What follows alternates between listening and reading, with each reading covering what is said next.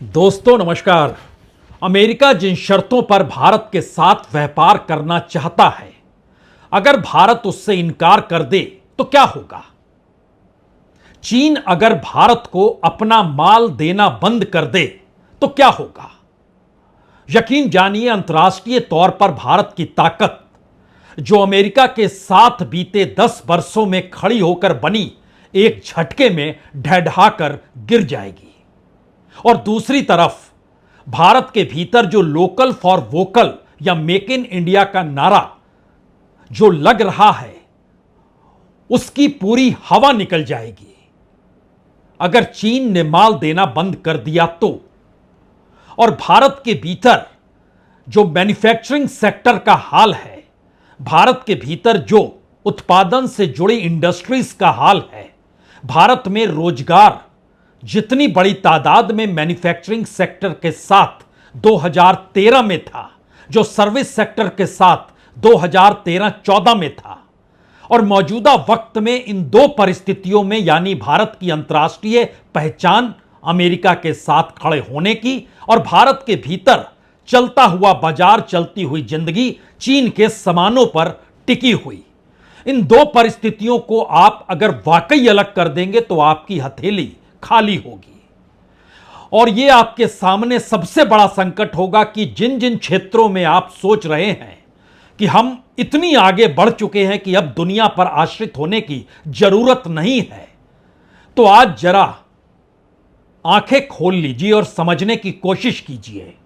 इस वक्त भारत के कॉमर्स मिनिस्टर स्विट्जरलैंड में वहां के उद्योगपतियों से चर्चा कर रहे हैं। भारत के विदेश मंत्री जयशंकर यूरोपीय यूनियन के नेताओं के साथ और वहां के इंडस्ट्रियलिस्टों के बीच बैठकर इकोनॉमी का रास्ता निकालने की कोशिश कर रहे हैं। भारत के प्रधानमंत्री नरेंद्र मोदी भी 4 दिन के बाद कनाडा रवाना होंगे। मसला एक ही है, इस दौर में सबसे बड़ा मसला सिर्फ एक ही है। एक तरफ अमेरिका चाहता है उससे सबसे ज्यादा सामान अब भारत खरीदने लग जाए, दूसरी तरफ चीन ने सिर्फ एक चेतावनी दी है। जो रेयर मटेरियल होता है, जो रेयर अर्थ मटेरियल होता है, यानी माइनिंग के क्षेत्र में जो माना जाता है कि सबसे रेयर माइनिंग है, उसी पर प्रतिबंध 4 अप्रैल को यह कहकर लगाया कि हम अब इसे दुनिया के बाजार में एक्सपोर्ट नहीं करेंगे, क्योंकि इसके जरिए दुनिया के बाजार के दुनिया वाले ताकतवर देश हथियार बना सकते हैं। देंगे, लेकिन आपको लिख कर देना होगा कि अगर हम ये मटेरियल आपको दे रहे हैं तो फिर आप सिर्फ उन्हीं सामानों में उसका यूज करेंगे जिन सामानों के लिए आपने लिया है। वो कौन सी मटेरियल है, वो कौन सी स्थिति है? चीन ने सिर्फ एक चीज पर प्रतिबंध लगाया और भारत समेत समूची दुनिया में हड़कंप मच गया। और इसका जिक्र कमोवेश भारत के कॉमर्स मिनिस्टर हो या भारत के विदेश मंत्री हो या खुद भारत के प्रधानमंत्री ही अंतर्राष्ट्रीय रास्तों को खोजने के लिए अब निकलने वाले हैं, तो दुनिया के सामने यह नया संकट है और इस संकट का जवाब दे पाने की स्थिति में कोई नहीं है। यह संकट कितना बड़ा है उससे पहले एक चीज और जान लीजिए। हमारी टीम ने जब इस पे काम करना शुरू किया तो उसने बताया कि दरअसल जब प्रधानमंत्री नरेंद्र मोदी ने सत्ता संभाली थी, उस समय जो चीन से भारत में माल आता था वो तकरीबन 55-58 बिलियन डॉलर का था, जो आज की तारीख में दुगने से ज्यादा हो गया और बढ़ते बढ़ते 113 बिलियन डॉलर तक पहुंच चुका है। अब इस 113 बिलियन डॉलर को सिर्फ आप अंकों में मत देखिए, जरा पहले समझ लीजिए कि दरअसल जिन क्षेत्रों में आप सोचते हैं कि आप प्रगति कर चुके हैं, अगर वहां से चीन से आने वाले माल को बंद कर दिया जाए तो एक झटके में सब कुछ ठप कैसे पड़ जाएगा। वो इलेक्ट्रॉनिक्स का क्षेत्र हो, वो मशीनरी का क्षेत्र हो, वो केमिकल्स का क्षेत्र हो, यानी टेलीकम्युनिकेशन में जो इक्विपमेंट्स आते हैं, अगर चाइना से बंद हो जाए तो भारत के भीतर का प्रोडक्शन जो भी हो रहा है, जो भी बिक रहा है, जो भी असेंबल हो रहा है, उसमें सिर्फ 62% की कमी आएगी। जो ऑर्गेनिक केमिकल का यूज है उस क्षेत्र में सिर्फ 48% की कमी आएगी। जिस प्लास्टिक का उपयोग जिस तर्ज पर हो रहा है और जो आयरन और स्टील का उपयोग चीन से आने वाले माल के आधार पर भारत में इंफ्रास्ट्रक्चर जो क्रिएट किया जाता है उसमें ज्यादा नहीं, सिर्फ 58% की कमी आ जाएगी। जो पूरी मशीनरी है वो इंडस्ट्रियल मशीनरी हो या न्यूक्लियर रिएक्टर के क्षेत्र में हो, अगर चीन से आने वाला माल एक झटके में बंद कर दिया जाए तो वह इंडस्ट्रियल मशीनरी हो या न्यूक्लियर रिएक्टर हो, वहां पर लगभग 35 से 42% के भीतर असर पड़ जाएगा। जो ऑप्टिकल है, जो फोटो है, जो टेक्निकल है, जो मेडिकल एपरेटस बनता है, जो केमिकल यूज किया जाता है मैन्युफैक्चरिंग और दूसरी इंडस्ट्रीज में, सब पर एवरेज लगभग 46% का पड़ जाएगा। और कंप्यूटर पार्ट्स का बनना हो, जिसमें आप सीपीयू देखिए, जिसमें आप मेमोरी कार्ड्स देखिए, एक झटके में 42% कम हो जाएगा, 42 से 48% के बीच में। व्हीकल्स, हम इस पे आएंगे क्योंकि इसको लेकर हड़कंप मचा हुआ है, लेकिन जो वीडियो फोन है, जो स्मार्टफोन है, यहां तक कि टेक्सटाइल का क्षेत्र हो, मेडिकल और ऑप्टिकल इंस्ट्रूमेंट का क्षेत्र हो, इन तमाम जगहों पर एवरेज जो है 36% से लेकर 62% तक असर पड़ेगा। लेकिन सवाल है इस दौर में सबसे बड़ा, तो क्या भारत अंतर्राष्ट्रीय ताकत के मद्देनजर अमेरिका की गुलामी कर रहा है? इस देश के भीतर मैन्युफैक्चरिंग सेक्टर कैसे ढहढा गया बीते 11 वर्षों में, और चीन से आने वाला माल दुगना हो गया, तो क्या भारत चीन के प्रोडक्ट पर टिका हुआ है? इससे हटकर कोई रास्ता नहीं। और प्रधानमंत्री मोदी जब भाषणों में, रैलियों में यह कहते हैं कि छोटी आंख वाले गणेश जी भी भारत में आ गए और विदेश से आने वाला सामान का इस्तेमाल मत कीजिए, तो एक क्षण के लिए जान तो लीजिए, इस देश के भीतर जितने भी पीएसयू हैं, 2014 में उनमें काम करने वालों की तादाद 18 लाख से ज्यादा थी। आज की तारीख में वहां काम करने वालों की तादाद घटते घटते 13,90,000 पर आ गई है। 5 लाख से ज्यादा नौकरियां कम हो गई। अगर आप उसके ठीक समानांतर सिर्फ पैसे की दुनिया देखते हैं तो बैंकों के भीतर की स्थिति और पब्लिक सेक्टर बैंक के भीतर की स्थिति, उस पे हमारी टीम ने काम करके बताया कि 2013-14 में जो काम करते थे बैंकों के भीतर, उसकी संख्या भी 11,80,000 से घटकर 7,56,000 पर आकर टिक गई है, और हर बरस कम हो रही है, और उसका भी डाटा है। लेकिन इस देश का डाटा सरकार के पास नहीं है, क्योंकि इस देश में जनसंख्या को कितनी बड़ी तादाद है जो 1921 में हो जानी चाहिए थी, 2021 में, 2026 तक भी हम शुरू हो पाएंगे या नहीं हो पाएंगे, यह भी अभी सवाल है। यानी जाति जनगणना तो दूर की बात है, इस देश की जनसंख्या कितनी है, उसमें कितने गरीब हैं, इसकी जानकारी भी नहीं है। और हम आपसे जिक्र आज कर रहे हैं इस बात को लेकर कि हमारी पूरी इकोनॉमी दरअसल भारत के अंदरूनी जमीन और प्रोडक्ट और मैन्युफैक्चरिंग सेक्टर और यहां के पावर सेक्टर पर नहीं टिकी है, वह तो गुलामी करने लगी है। और इसका पहला अंदाज दुनिया के सामने, सबसे बड़ा अंदाज, जो चीन से आने वाला रेयर अर्थ मटेरियल है, जिसकी वजह से जापान में सुजुकी मोटर कॉरपोरेशन को स्विफ्ट का प्रोडक्शन बंद करना पड़ा। यूरोप के भीतर फोर्ड, निशान, बीएमडब्ल्यू, मर्सिडीज, सबका प्रोडक्शन बंद हो गया। भारत में ऑटोमोबाइल सेक्टर पर इसका जबरदस्त असर पड़ा है, और वो कभी भी बंद हो सकता है। और ये एक संयोग है कि बीते बरस हम जितना रेयर अर्थ मटेरियल इंपोर्ट करते थे, पिछले बरस हमने दुगना इंपोर्ट किया है। उस पर भी जानकारी दी जाएगी। लेकिन इन सब के बीच हाथ पांव ऐसे फूल गए हैं कि अगले हफ्ते प्रधानमंत्री कनाडा जाएंगे, लेकिन भारत का प्रतिनिधिमंडल बीजिंग जाएगा, चीन से बातचीत करेगा। इस दौर में भारत के कॉमर्स मिनिस्टर और विदेश मंत्री भी अल्टरनेटिव रास्तों को तलाश रहे हैं, जगह जगह बातचीत कर रहे हैं। इन तस्वीरों को देख लीजिए, जहां जहां वो जा रहे हैं वहां उद्योगपतियों से मिल रहे हैं, अपनी बात को कह रहे हैं। और इन जगहों से एक ही बात निकल कर आ रही है कि जो बात दुनिया के ट्रेड वार के जरिए शुरू हुई है, उसने दुनिया के मानचित्र पर भारत जैसे देश के सामने शायद उस मार्केट इकोनॉमी को लेकर संकट खड़ा कर दिया है कि जो रास्ता इकोनॉमिक रिफॉर्म के बाद चला आ रहा था, क्या अब उसमें बड़ा परिवर्तन करने की जरूरत है? और भारत खुद को अगर किसी भी क्षेत्र में बड़ा हब ना बना पाया तो क्या होगा? बातचीत हर जगह हो रही है।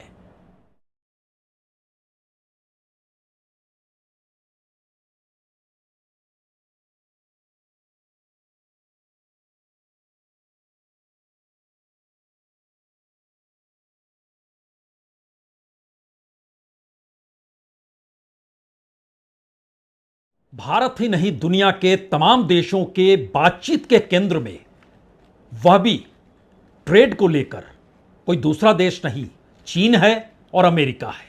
लेकिन चीन ने जब से 7 रेयर अर्थ मटेरियल पर प्रतिबंध लगाया है, उसके बाद से समूची दुनिया में जो हड़कंप मचा है, वो शायद इसलिए चौंकाने वाला है क्योंकि चीन ने 4 अप्रैल को 7 कीमती धातु के निर्यात पर यह कहकर रोक लगा दी कि अब सिर्फ स्पेशल परमिट के जरिए चीन का माल बाहर एक्सपोर्ट होगा, यानी भेजा जाएगा। और यह मैग्नेट होता है। जो 7 मटेरियल्स है उसमें, उसके डॉक्यूमेंट्स हमारे पास हैं, उसमें चीन ने बहुत साफ तौर पर लिखा है एंड यूज सर्टिफिकेट हर देश को देना होगा, यानी बताना होगा कि जिस मैग्नेट को वो ले रहे हैं उसका उपयोग वो सैन्य उद्देश्यों के लिए तो नहीं करेंगे, क्योंकि इस दौर में भारत और पाकिस्तान, इजराइल और हमास, इजराइल और ईरान, रूस और यूक्रेन, अमेरिका की पूरी पहलकदमी, इन्होंने दरअसल एक ऐसी स्थिति दुनिया के सामने खड़ी कर दी है जिसमें सबसे ज्यादा एक्सपोर्ट और इंपोर्ट की स्थिति हथियारों से जुड़ गई है। इसीलिए अमेरिका एक शर्त भारत से भी चाहता है कि हथियार भारत रूस से नहीं, अमेरिका से खरीदे। शायद इसीलिए एक बड़ा सवाल है, क्या वाकई भारत की निर्भरता सामरिक तौर पर अमेरिका पर और भारत के भीतर की जरूरतें चीन पर जाकर टिक गई हैं? क्योंकि इस पूरी प्रक्रिया में सबसे महत्वपूर्ण तो यह भी है कि यूरोपीय यूनियन के भीतर भी यूरोपीय ऑटोमोटिव सप्लायर्स एसोसिएशन ने बहुत साफ तौर पर कहा, और शिकागो में जो बैठक हुई उसमें इस बात की दिशा में ले गए कि अस्थायी तौर पर हमें बंद करना पड़ेगा सारा का सारा प्रोडक्शन। और ये सारे के सारे जो रेयर मटेरियल हैं, इनका उपयोग हथियारों में भी होता है। मसलन समेरियम, ये मिसाइल गाइडेंस सिस्टम के लिए जरूरी होता है, बाकी चीजों के लिए भी जरूरी होता है, जिसमें हड्डी का कैंसर उसके लिए भी जरूरी है, लेकिन यह मिसाइल गाइडेंस सिस्टम और टरबाइन की जरूरत होती है। गैडोलिनियम, ये परमाणु रिएक्टर में कैटलिस्ट का काम करता है, हालांकि इसका उपयोग टीवी स्क्रीन, एमआरआई को लेकर भी होता है। टर्बियम, ये टीवी, मॉनिटर, स्मार्टफोन स्क्रीन सब जगह पर इसको होता है, लेकिन इसका उपयोग भी हथियारों में भी होता है। यह हरे रंग की लाइट पैदा करता है। डिस्प्रेमियम, ये इसकी ताकत इतनी है कि परमाणु रिएक्टर में ये कंट्रोल रॉस के तौर पर इसका इस्तेमाल किया जाता है। और ल्यूटेनियम का इस्तेमाल गैसोलीन और डीजल के उत्पादन के अलावे जो कैंसर या मेडिकल क्षेत्र में है उसके लिए इस खनिज का बड़ा उपयोग है। हमारी टीम ने जानकारी दी, अमेरिका को लेकर और बाकी देशों को लेकर इस रेयर अर्थ मटेरियल में चीन इसलिए अब अपने एक्सपोर्ट को रोका है क्योंकि दुनिया के भीतर यह खनिज 90% चीन से ही एक्सपोर्ट होता है और बाकी पूरी दुनिया 10% के दायरे में आती है। और उसमें खास तौर से जो मिलिट्रियम है, जो पेट्रोलियम रिफाइनिंग में काम आता है, और रडार सिस्टम में जिसका इस्तेमाल किया जाता है, उसको लेकर एक बेचैनी है दुनिया भर के भीतर। स्कैडियम, यह दरअसल सबसे रेयर माना जाता है, बेहद हल्का होता है। इससे हवाई जहाज के पार्ट्स बनते हैं, हथियार बनते हैं, सेमीकंडक्टर बनते हैं। तो असर इतना भयावह है कि इलेक्ट्रिक व्हीकल या ऑटोमोबाइल इंडस्ट्री भी एक झटके में ढहढहाने लगी है। और भारत के भीतर भी यह चेतावनी दी जा रही है इंडस्ट्री से जुड़े लोग कि अगर चीन ने इंपोर्ट जल्द नहीं शुरू किया, यानी भारत में वो इंपोर्ट शुरू नहीं हुआ, तो फिर इलेक्ट्रिक और जो दूसरे वाहन के कारखाने हैं वहां पर प्रोडक्शन हमको बंद करना पड़ेगा। 6 से 8 हफ्ते तक ये रेयर मटेरियल जो है, अर्थ मटेरियल, इसकी स्थिति बची हुई है। और ओरिजिनल इक्विपमेंट मैन्युफैक्चरिंग के पास जो इलेक्ट्रिक व्हीकल बनाते हैं उनके पास सिर्फ 1.5 महीने का ही सामान बचा हुआ है। और दुनिया में दूसरी जगहों पर यह सामान नहीं है तो प्रोडक्शन बंद हो गया, यानी ऑटो इंडस्ट्री के सामने सबसे बड़ा संकट है। इसीलिए विदेश मंत्रालय की टीम बीजिंग जाने को तैयार है। भारतीय दूतावास के जरिए इस सप्लाई की समस्या को वह दूर कराना चाहती है। और society of India automobile manufacturers हो या automotive component manufacturer association of India हो, दोनों ने अपने तौर पर चिताया है कि इसका समाधान तुरंत निकाला जाए। और यहीं से सवाल सबसे बड़ा शुरू होता है कि भारत के भीतर अभी तक इस पे काम क्यों नहीं शुरू हुआ, जबकि रेयर अर्थ मटेरियल में भारत नंबर 3 पे आता है, लेकिन प्रोडक्शन लेवल में नंबर 7 पे है। और भारत में इसकी जितनी जरूरत पड़ेगी विकसित भारत की दिशा में बढ़ने के लिए, वो इतनी ज्यादा है कि अगर वैकल्पिक रास्ते न तलाशे गए तो मौजूदा स्थिति में भी और नाजुक स्थिति हो जाएगी। और शायद इसी के मद्देनजर भारत के विदेश मंत्री यूरोपीय यूनियन में अब नए समझौतों की दिशा में कदम बढ़ाने का खुले तौर पर जिक्र भी कर रहे हैं। Stabilizing and de-risking the international economy is today a strategic priority for us. This has many dimensions, including building more resilient and reliable supply chains, as well as increasing trust and transparency in digital interactions, creating stronger economic and technology partnerships between major players. We believe has acquired even greater value. It is with that perspective that we support the goal of concluding an ambitious and balanced India-EU FTA by the end of the year. वजह बहुत साफ है, नए रास्ते तलाशने की जरूरत इसलिए है क्योंकि दुनिया की सबसे बड़ी इंडस्ट्री जो हथियारों की इंडस्ट्री है, उसके ऊपर भी सीधी चोट चीन ने कर दी है अपने प्रतिबंध के जरिए, जो कि रेयर मटेरियल अर्थ मटेरियल को लेकर जो प्रतिबंध एक्सपोर्ट को लेकर उन्होंने अपने देश में लगाया है। और यह समझना होगा कि दरअसल ड्रोन से लेकर रोबोट तक और मिसाइल से लेकर न्यूक्लियर रिएक्टर तक में इस जरूरी मैग्नेट की जरूरत पड़ती है और उसके शिपमेंट को इस दौर में बंदरगाहों पर रोक दिया गया है। एक डाटा है, इसको थोड़ा समझने की इसलिए जरूरत है क्योंकि भारत के भीतर मौजूद है कई रेयर मटेरियल, लेकिन भारत ने काम आज तक शुरू क्यों नहीं किया? चीन ने 1980 में कर दिया था, पहली बार भारत जागा है जनवरी 2025 में। लेकिन एक स्थिति सोचिए कि अमेरिकी जियोलॉजिकल सर्वे का जो स्टैटिस्टिक्स है वो बहुत साफ तौर पर प्रोडक्शन को लेकर बताता है कि चीन लगभग प्रोडक्शन जो करता है वह 2,70,000 मीट्रिक टन का है। अमेरिका दूसरे नंबर पर है 45,000 मीट्रिक टन। म्यांमार उसके बाद आता है 31,000 मीट्रिक टन।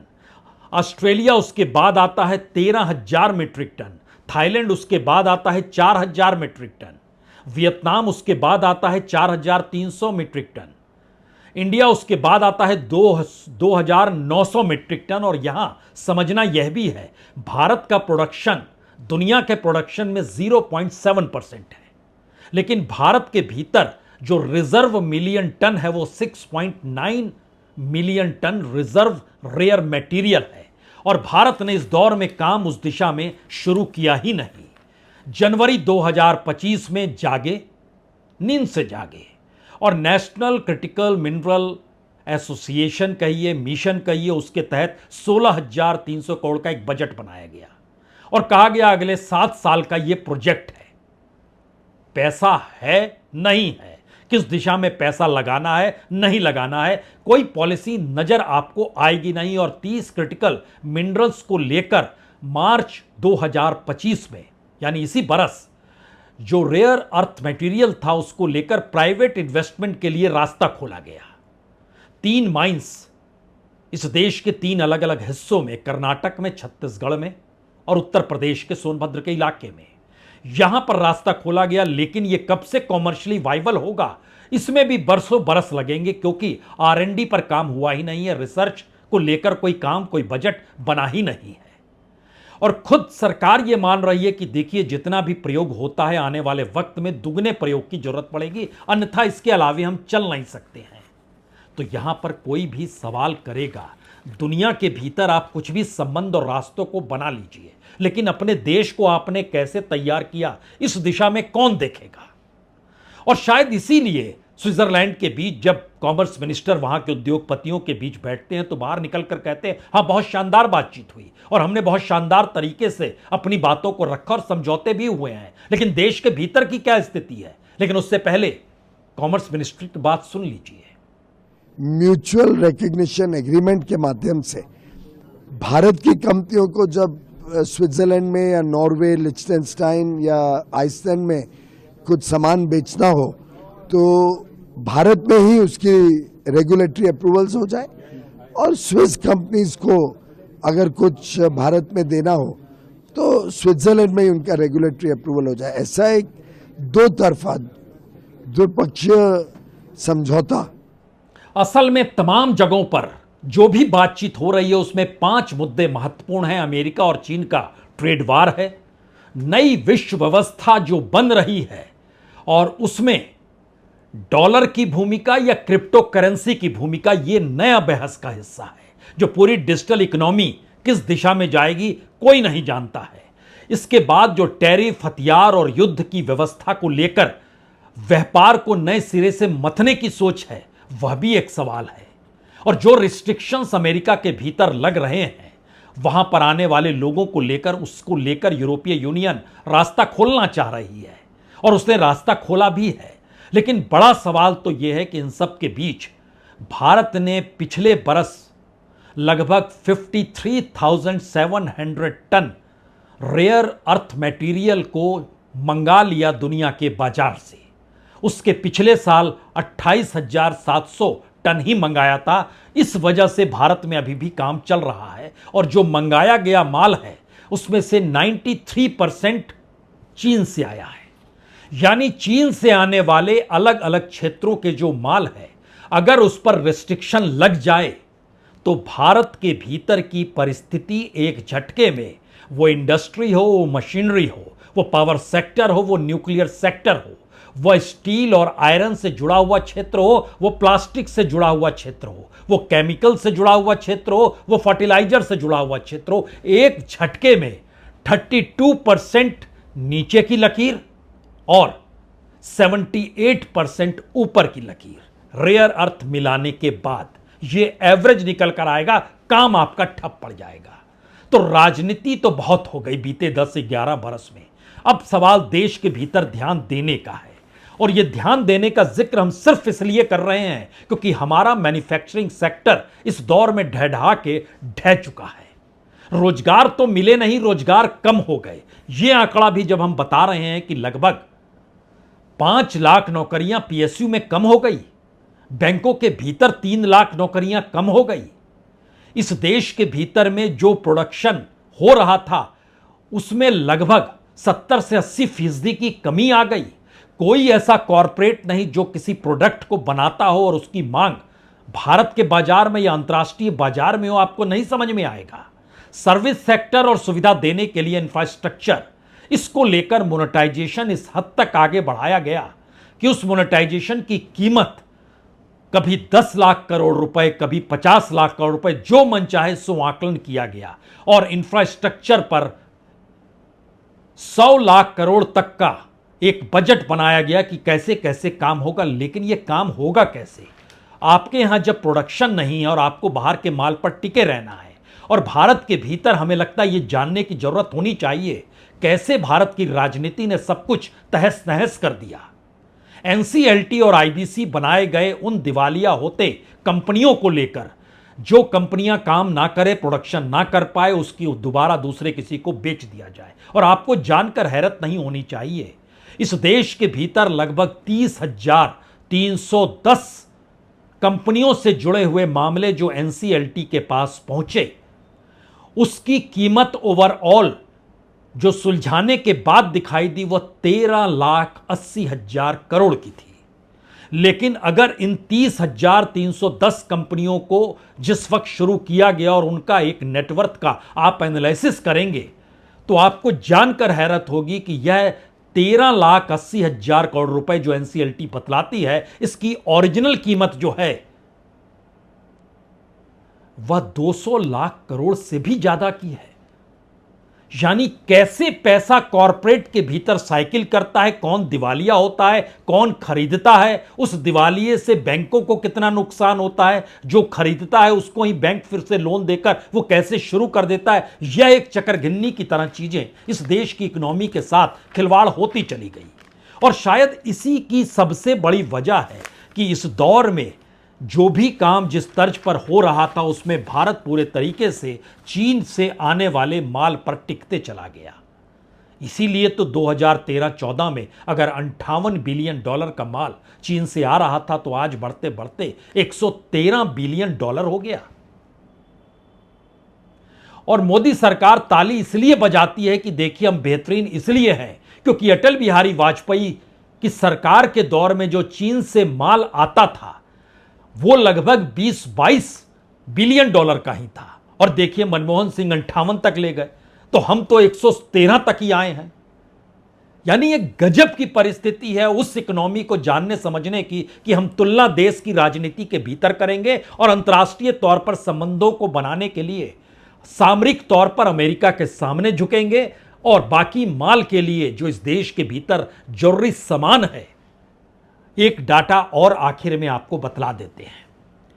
इस देश के भीतर एमएसएमई और इस देश के भीतर बड़े इंडस्ट्रीज के पास चीन से जो आने वाला माल होता है वह एवरेज मिनिमम है 25%, मैक्सिमम है 52%। उनके पास भी ये सामान यानी बड़े इंफ्रास्ट्रक्चर के दायरे से हटकर छोटे इंफ्रास्ट्रक्चर के दायरे में भी आप आएंगे तो वहां पर भी वह बिना चीन के माल के काम को आगे बढ़ा नहीं सकते हैं। तो सोचिए, मेक इन इंडिया क्या सिर्फ नारा है? लोकल फॉर वोकल, अरे लोकल खरीदे कैसे, सामान है कहां?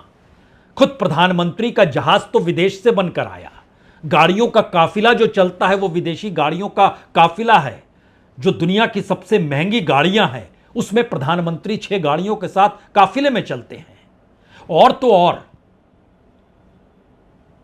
जो गुजरात में सरदार पटेल की प्रतिमा है और जो दिल्ली में बन रहा पार्लियामेंट हाउस था वहां पर भी जो लोहे और स्टील का इस्तेमाल हुआ वो इस देश का नहीं था।